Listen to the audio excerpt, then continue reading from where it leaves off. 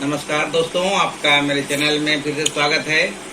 तो मैंने पहले पढ़ा चुका था वो present indefinite tense, present continuous tense, present perfect tense और प्रेजेंट परफेक्ट कंटिन्यूअस टेंस।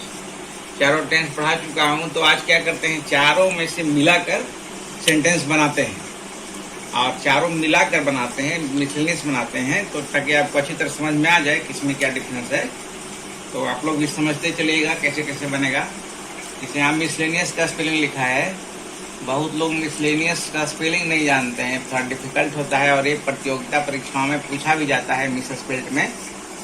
तो इसका स्पेलिंग याद कर लीजिएगा, MISCELLANEOUS। मिसलेनियस का मतलब होता है विविध। MISCELLANEOUS miscellaneous. तो चलिए शुरू करते हैं। जैसे आप क्या करते हैं, पहला वाक्य। तो आप क्या करते हैं, ये प्रेजेंट इंडेफिनिट टेंस का वाक्य हो गया। मुख्य क्रिया में ताहें तीहें लगा हुआ है। तो यहाँ बीच में क्या है, WH क्वेश्चन है, तो उसका क्या बनाएंगे? तुम बोलो तो क्या बनाएंगे, बोलो तो क्या पहले क्या होगा? पहले चूंकि बीच में क्या है, तो वाक्य के बीच में जब क्या होता है तो WH क्वेश्चन होता है, तो पहले उसकी अंग्रेजी बनती है, यानी कि क्या की अंग्रेजी बनेगी। और यह प्रेजेंट इंडेफिनिट टेंस का वाक्य हुआ, तो इसमें सहायक क्रिया के रूप में डू या डज का प्रयोग होता है। तो यहाँ पर डू का प्रयोग हो जाएगा, क्योंकि यहाँ पर सब्जेक्ट आप है, आप जो कि सेकंड पर्सन है। What do you do होगा। What do you Do।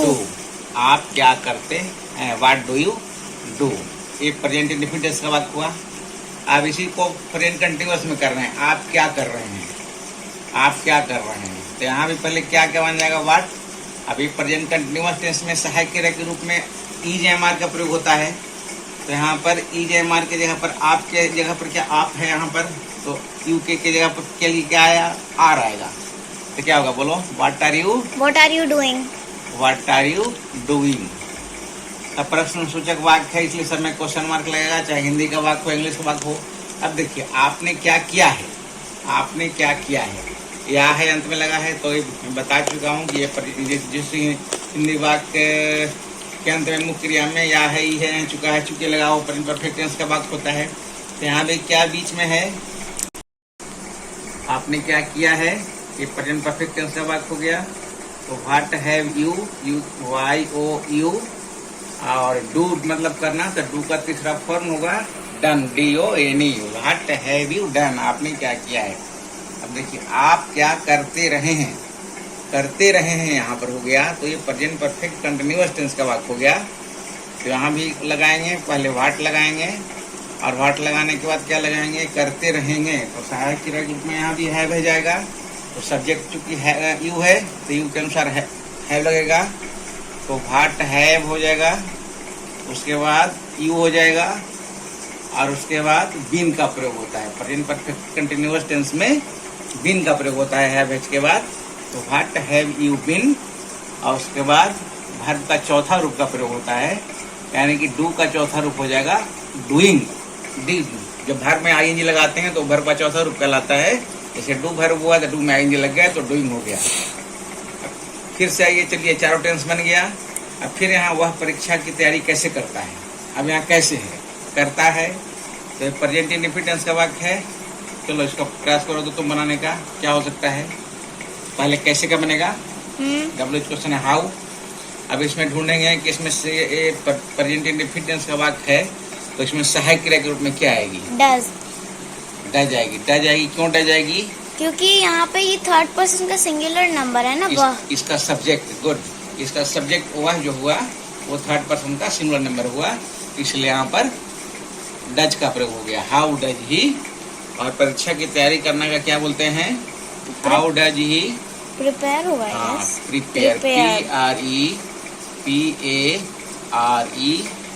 How does he prepare for the examination, EXAMINATION। How does he prepare for the examination. अब यहाँ पर क्वेश्चन ये उठ सकता है कि जब यहाँ पर ही है तो यहाँ पर प्रिपेयर्स क्यों नहीं हुआ भाई, प्रेजेंट इंडेफिनिट टेंस का वाक्य है। तो बोलो क्या हो सकता है, क्यों नहीं हुआ। क्योंकि जिस सेंटेंस में डू या फिर डज लग जाता है वहाँ पे क्रिया अपने मूल रूप में रहती है। हाँ, यानी कि डू डज या डिड भी लग जाएगा ना। हाँ, do does या फिर पास्ट did। टेंस हम लोग पढ़ेंगे उसमें पता लगेगा। तो यहाँ पर डज लग गया, पहले यहाँ पर डज लग गया है, इसलिए यहाँ पर प्रिपेयर्स नहीं हो सकता। How does he prepare for the examination, अगर प्रिपेयर्स कर देंगे तो वह सेंटेंस रॉन्ग हो जाएगा ग्रामेटिकली। चलिए, अब वह परीक्षा की तैयारी कैसे कर रहा है, किस टेंस का वाक्य बोलो। वह परीक्षा की तैयारी कैसे कर रहा है, प्रेजेंट कंटिन्यूअस टेंस। ठीक है, गुड है। अब इसका क्या बनाएंगे, पहले कैसे का बनाएंगे, हाउ लिखेंगे, ठीक है। उसके बाद क्या लिखेंगे, इज लिखेंगे, क्योंकि ये यहाँ पर सहायक क्रिया के रूप में ईजेएमआर आता है ना। प्रेजेंट कंटिन्यूअस टेंस में सहायक क्रिया के रूप में ईजेएमआर का प्रयोग होता है। तो यहाँ पर सब्जेक्ट ही है, इसलिए यहाँ पर इज का प्रयोग हो गया। उसके बाद ही और परीक्षा की तैयारी करने का Preparing। PARING, preparing for the examination, EXAMINATION,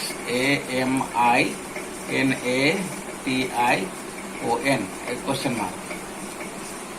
अब ये पूछने परीक्षा की तैयारी कैसे की है, अंत में ई लगा हुआ, की है। कौन सा टेंस का वाक्य हुआ, ये present perfect tense. Good. Present perfect tense में सहायक क्रिया के रूप में क्या प्रयोग होता है, हैव, हैज। हाँ, ठीक है। तो पहले यहाँ पर कैसे का बनेगा, हाउ, ठीक है। उसके बाद यहाँ सब्जेक्ट है उसने, तो उसने में सहायक क्रिया के रूप में क्या आएगा, हैज। हाउ हैज हो जाएगा, ठीक है, हाउ हैज। उसके बाद फिर हो जाएगा सब्जेक्ट ही, और फिर परीक्षा की तैयारी करना का तो पता ही है, प्रिपेयर। तो यहाँ पर इसका तीसरा फॉर्म हो जाएगा ना, तो क्या हो जाएगा, प्रिपेयर्ड, PARED, प्रिपेयर्ड है ना। हाँ, how has he prepared for the examination. मैं पहले से बना के नहीं रख रहा हूँ, इसीलिए कि आप लोगों को ज्यादा अच्छी तरह समझ में आए, इसलिए आप लोगों के सामने बना रहा हूँ। तो तुम 2 वर्षों से परीक्षा की तैयारी कैसे कर रहे हो। ये देखो, इसने परीक्षा की तैयारी कैसे कर, केवल रहा था कि तुम परीक्षा की तैयारी कैसे कर रहे हो, तो ये प्रेजेंट कंटिन्यूअस टेंस का वाक्य होता, लेकिन इसमें टाइम लग गया कि तुम 2 वर्षों से परीक्षा की तैयारी कैसे कर रहे हो। तो ये हो गया प्रेजेंट परफेक्ट कंटिन्यूअस टेंस का वाक्य हो गया। तो इसके अनुसार पहले बनेगा कैसे कर रहे हो। तो चलो यहाँ से शुरू करते हैं। पहले लिखेंगे हाउ, कैसे का हाउ लिखेंगे। उसके बाद क्या लिखेंगे, यहाँ पर सहायक क्रिया के रूप में, इसका में प्रेजेंट परफेक्ट कंटिन्यूअस टेंस में सहायक क्रिया के रूप में क्या प्रयोग होता है, हैव या हैज का, हैव या हैज। उसके बाद सब्जेक्ट आएगा यू, नहीं यू है तो यहाँ पर क्या हो जाएगा, हैव हो जाएगा ना, हैज नहीं होगा। सब्जेक्ट जब यू है, सेकंड पर्सन है, तो क्या हो जाएगा, हैव हो जाएगा। How have you been, BEEN। उसके बाद परीक्षा की तैयारी करना, preparing, PREPARING, preparing for the examination, पूरा लिख देंगे, EXAMINATION। राइटिंग ठीक से नहीं लिखा है, कोई बात नहीं, चलो। तुम 2 वर्षों से, और उसके बाद इसका 2 वर्षों से क्या हो जाएगा ना, फॉर 2 years, और 2 years, और 2 YEARS दिख रहा है ना, question mark, for 2 years, TWYERS, YEA लिखा है ना, YERS, ठीक है। जैसा मैं चाय पीता हूँ, ये प्रेजेंट इंडेफिनिट टेंस का वाक्य हो गया। मैं चाय पीता हूँ, तो सिंपल बन जाएगा, क्या बनेगा बोलो, आई हाँ, ड्रिंक, आई ड्रिंक, टी क्या है, टेक टी मतलब चाय पी होना होता है। आई टेक ड्रिंक भी लिखेंगे तो मतलब कोई प्रॉब्लम नहीं है, कोई दिक्कत नहीं चलेगा, ज्यादा अच्छा आई टेक टी माना जाता है। मैं चाय पी रहा हूँ, आई एम टेकिंग टी, मतलब सॉरी टी, हाँ, I am taking tea, TEAT। ये सिंपल दे रहा हूँ, बाद में कठिन दूंगा। अभी आप लोग को समझने की वजह से थोड़ा हल्का वाक्य दे रहा हूँ। मैंने चाय पी ली है, ये प्रेजेंट परफेक्ट टेंस का हो गया। आई हैव टेकन, टेक का तीसरा रूप होता है टेकन। प्रेजेंट परफेक्ट टेंस में वर्ब के तीसरा रूप का प्रयोग होता है, तो आई हैव प्लस टेकन हो जाएगा। टुक, टेक, टुक, टेकन होता है। टुक सेकंड फॉर्म और टेकन थर्ड फॉर्म होता है। आई हैव टेकन टी, ठीक है। अब मैं 2015 से चाय पी रहा हूँ। देखो यहाँ पर मैं चाय पी रहा हूँ, प्रेजेंट कंटिन्यूअस का हो गया। आई एम टेकिंग टी, लेकिन यहाँ पर लग गया कि 2015 से, यहाँ पर समय लग गया। तो समय लग गया तो ये प्रेजेंट परफेक्ट कंटिन्यूअस टेंस का वाक्य हो गया। तो यहाँ पर हो जाएगा आई, यहाँ पर हैव बीन हो जाएगा I have been taking T.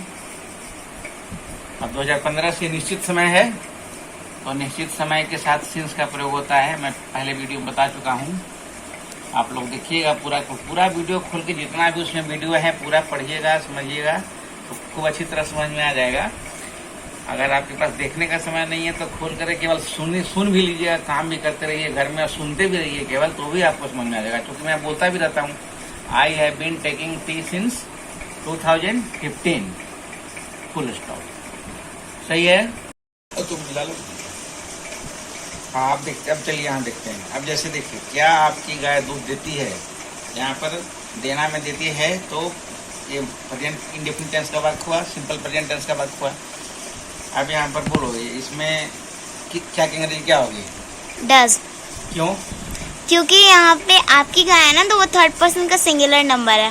और प्रेजेंट इंडेफिनिट टेंस का वाक्य होता है, तो उसमें थर्ड पर्सन का सिंगुलर नंबर में डू या डच का प्रयोग होता है, और बाकी सबके साथ डू का प्रयोग होता है। गुड। तो यहाँ पर सब्जेक्ट आपकी गाय हुआ, और वाक्य पहले जब क्या, किसी भी वाक्य के पहले जब क्या लगा हुआ रहता है, तो उस क्या की अंग्रेजी उस वाक्य में जो सहायक क्रिया होती है वो पहले लिखकर बनाते हैं। तो यहाँ पर सहायक क्रिया के रूप में लिखेंगे डच, DOES। फिर बनाएंगे सब्जेक्ट आपकी गाय, यानी कि योर काउ। राइट, थोड़ा राइटिंग मेरा खराब है, इसमें बोलता हूँ ताकि लोग समझ भी लीजिएगा, स्पेलिंग समझ में नहीं आया तो। YOUR लिखा हुआ है, डज योर काउ, और give milk, GIVE, give milk, MILK। अब यहाँ पर क्वेश्चन मार्क है इसलिए प्रश्न सूचक वाक्य है, इसलिए यहाँ पर क्वेश्चन मार्क दिया गया है। चलिए आगे बढ़ते हैं। जैसे क्या आपकी गाय दूध दे रही है, ये किस टेंस का वाक्य हुआ? Present continuous. चलिए ठीक है। यहाँ पर सब्जेक्ट कौन हुआ? यहाँ पे सब्जेक्ट हुआ आपकी गाय। हाँ ठीक है, राइट। यहाँ पे सब्जेक्ट आपकी गाय हुआ, तो आपकी गाय के अनुसार यहाँ पर भी क्या लगा हुआ है, बाकी पहले क्या लगा हुआ है, तो यहाँ सहायक क्रिया के रूप में क्या आएगी? इज आएगी। सही है, क्योंकि प्रेजेंट कंटिन्यूअस टेंस का वाक्य हुआ, प्रेजेंट कंटिन्यूअस टेंस के वाक्य में सहायक क्रिया के रूप में इज AMR का प्रयोग होता है। तो यहाँ पर थर्ड पर्सन का सिंगुलर नंबर सब्जेक्ट है, तो उसके साथ इज का प्रयोग होता है, इसलिए इज का प्रयोग हो गया। आपकी गाय, is your cow, you second person है, योर काउ सेकंड पर्सन नहीं है। योर काउ कहने से गाय का बोध हो रहा है ना, थर्ड पर्सन का सिंगुलर नंबर का बोध हो रहा है, ठीक है ना। Is your cow giving, GIVING, giving milk, MILK, question mark. क्या आपकी गाय दूध दे रही है? क्या आपकी गाय दूध दे चुकी है? चलिए इसमें चलते हैं। एक किस टेंस का वाक्य है? Present perfect tense. Present perfect tense. Good. इसमें क्या अंग्रेजी करेंगे? हैज करेंगे। क्यों? क्योंकि आपकी गाय थर्ड पर्सन का सिंगुलर नंबर है ना, इसलिए। हाँ, और प्रेजेंट परफेक्ट टेंस में सहायक क्रिया के रूप में हैज या हैव का प्रयोग होता है। कहीं हैज लगता है आवश्यकता अनुसार, कहीं हैज या हैव लगता है। जहाँ थर्ड पर्सन का सिंगुलर नंबर रहेगा सब्जेक्ट, तो हैज लगेगा, और बाकी सबके साथ हैव लगेगा। तो हैज योर काउ, आपको भी परफेक्ट हो, चाहे प्रेजेंट परफेक्ट हो या पास्ट परफेक्ट हो या फ्यूचर परफेक्ट हो, उसमें भारों का तीसरा रूप का ही प्रयोग होता है। तो यहाँ देना का गिव होता है, तो गिव का तीसरा रूप क्या होता है? Given, GIVEN। तो has your cow given milk, क्या आपकी गाय दूध दे चुकी है? क्वेश्चन मार्क हो गया। अब है क्या आपकी गाय, उसको ऐसे कर लेते हैं, क्या आपकी गाय सोमवार से दूध दे रही है? चलो यह किस टेंस का वाक्य बताओ? प्रेजेंट परफेक्ट कंटिन्यूअस टेंस वाक्य, ठीक है। अब इसमें सब्जेक्ट क्या हुआ? सब्जेक्ट तो आपकी गाय हुई, इसमें पहले क्या आएगा? हैज ही आएगा, ठीक है। हैज, फिर आपकी गाय हो जाएगा योर काउ। उसके बाद प्रेजेंट परफेक्ट कंटीन्यूअस टेंस में बीन का प्रयोग होता है, हैज बीन। यहाँ पर एक चीज और ध्यान रखना है, बीन का प्रयोग जो होगा ना वो सब्जेक्ट के बाद होता है। ऐसा नहीं कर सकते कि has been your cow, direct नहीं कर सकते। Has been your cow giving milk, ऐसा नहीं कर सकते डायरेक्ट। हैज योर काउ, पहले हैज, पहले उसकी सहायक लिखेंगे, फिर सब्जेक्ट लिखेंगे, फिर BEEN बीन का प्रयोग करेंगे और फिर वर्ब का चौथा रूप आता है नियम के अनुसार। नियम पहले वीडियो में बता चुका हूँ। हैज योर काउ बीन क्या होगा? Giving, GIVING। कंटिन्यूअस टेंस कोई भी हो, चाहे प्रेजेंट कंटिन्यूअस हो, चाहे प्रेजेंट परफेक्ट कंटिन्यूअस हो, चाहे पास्ट कंटिन्यूअस हो, चाहे पास्ट परफेक्ट कंटिन्यूअस हो, फ्यूचर कंटिन्यूअस हो, चाहे फ्यूचर परफेक्ट कंटिन्यूअस हो, सब में वर्ब के चौथा रूप का ही प्रयोग होता है। सब में ING लगता है, V4 होता है, कंटिन्यूअस जो भी रहेगा। तो has your cow been giving milk MILK, milk since Monday. Since Monday. Since का स्पेलिंग होता है SINCE और मंडे का MONDAY, क्वेश्चन मार्क। तो आज वीडियो थोड़ा लंबा होता जा रहा है, तो आज चारों टेंस मिला करके दिया है, समझाया है। इसको आप लोग अच्छे से समझिएगा। उम्मीद है कि आपको समझ में आ गया होगा। तो आपको थैंक यू देखने के लिए। और देखिए, मेरा चैनल का नाम है लर्न विथ मी। अगर आप यूट्यूब में भी टाइप करेंगे @shailen SHAILENDRAPATHK7218 तो भी दिख जाएगा, मेरा चैनल आ जाएगा। और मिसलेनियस का स्पेलिंग थोड़ा आप लोग याद कर लीजिएगा, बहुत लोग गलत करते हैं। MISCELLANEOUS। तब तक के लिए धन्यवाद, शुभ रात्रि। और अगली जानकारी अगली वीडियो में। Thank you so much.